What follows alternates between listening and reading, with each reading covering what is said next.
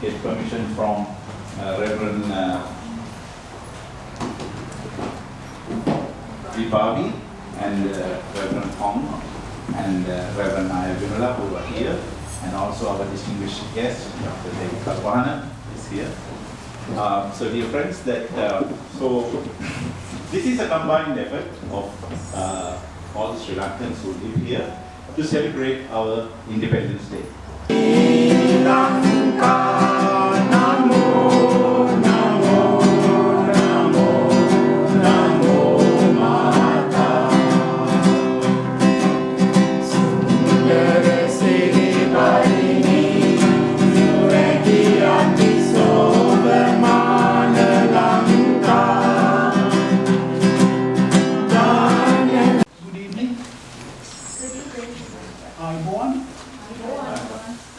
I'm going to read it verbatim. Our nation is fortunate to celebrate the 65th Independence Day with a genuine sense of dignity about freedom. Today, the national flag points.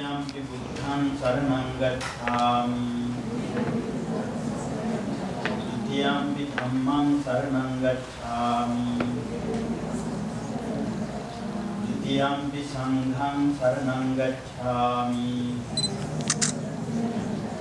Tatiyampi buddham saranam gacchami Pasi sielu denama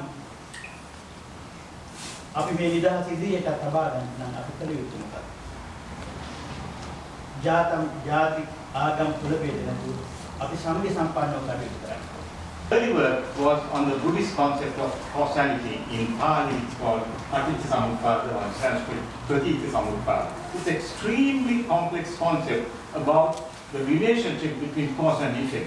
And his early work was quite groundbreaking in that respect. Since then he moved on to Buddhism and ethics. Buddhism and I have known him for 50 years, and even then as an undergraduate he distinguished himself as a scholar. He used to write on Buddhist philosophy and so on to the university journals, student magazines and so on. So, David, I think as the Sri Lankans of Hawaii honor, Recognize Indrani and Dr. Frank Robin, and popularly known as Cynthia's husband. He's going to speak a few words about it.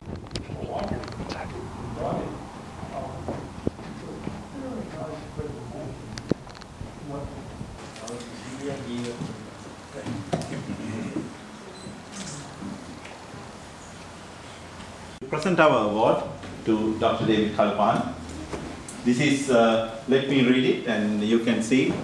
We have Dr. David J. Kalpahana, son of Sri Lanka, for your distinguished contribution to the field of philosophy, Sri Lankans of Hawaii. This evening, we are gathered here to celebrate Sri Lanka's Independence Day. Sri Lanka obtained its independence from the British on the 4th of February 1948. Just 1 year after that confronts all Sri Lankans is how can we attain economic freedom? What are the obligatory steps that we need to take in achieving this goal? First, we need to pay close attention to the psychological level. This is less apparent, but no less significant, which since its independence has adhered to a democratic form of government.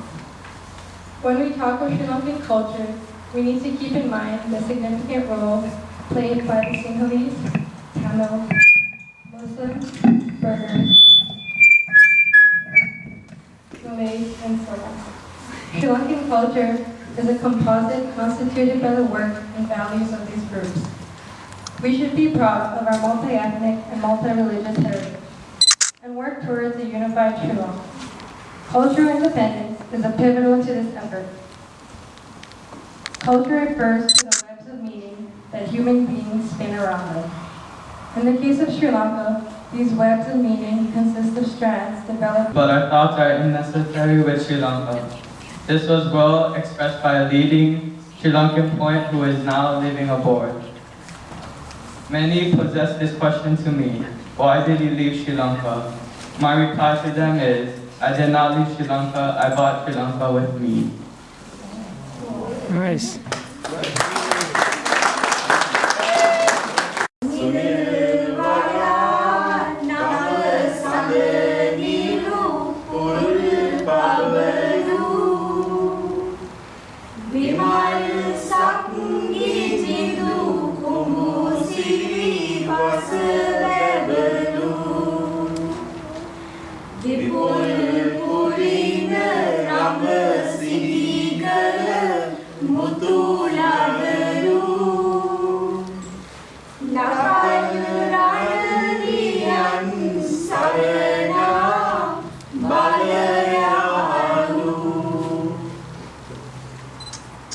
The beautiful clouds, the new moon, blue lotuses, shining conches, wide stretches of sand, necks of peacocks, pearly nailed fingers, beautiful women, adorned these, walk the city streets. She will be wearing an Indian as well. Her sari is more red and maroon with black stripes. The word sari is derived from the Sanskrit, which means strip of cloth. There are more than 80 recorded ways to wear a sari.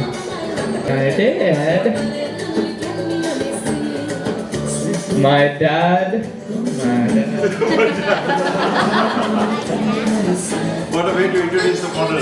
My dad, Asoka Silva, is wearing the Sri Lankan national dress. Just like the aloha print here in Hawaii, the national dress is supposed to be white, but since politicians change their mind, the party colors also change accordingly. And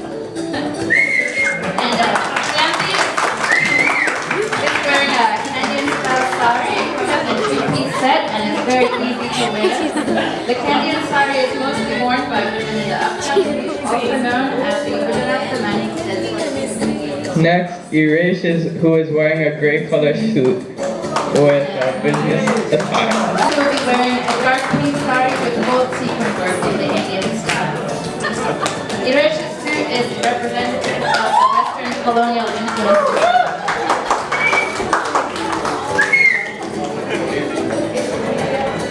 So next we have Niranjala, who is wearing a black salwar with red and green cutwork and traditional Muslim headwear. And with her is Sandy, and she is wearing the traditional Sri Lankan skirt and blouse.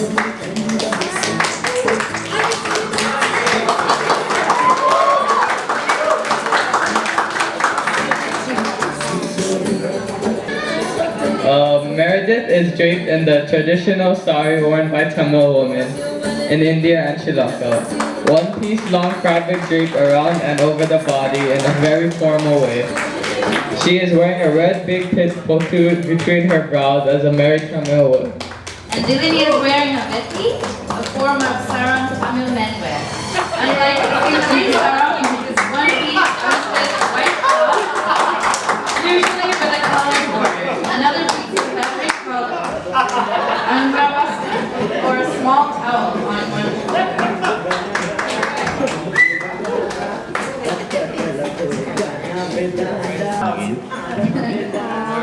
Wait, our moms will be models.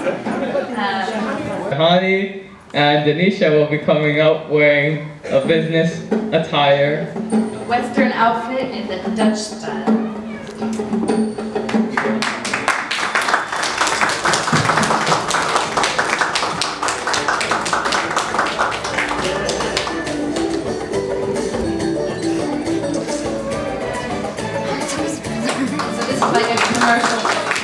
Shirt.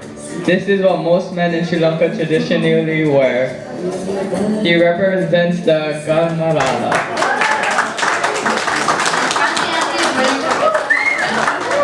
What most women in Sri Lankan villages wear. It also represents the Gamarala.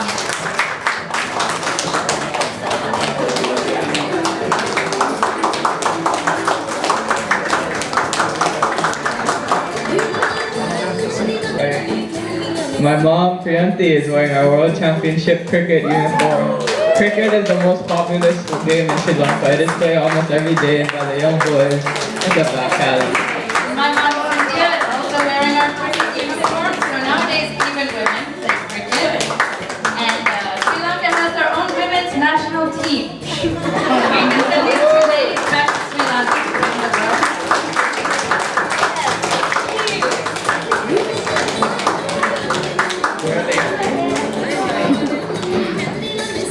Now we will have the young kids walk through the one-way with their parents to conclude the fashion show.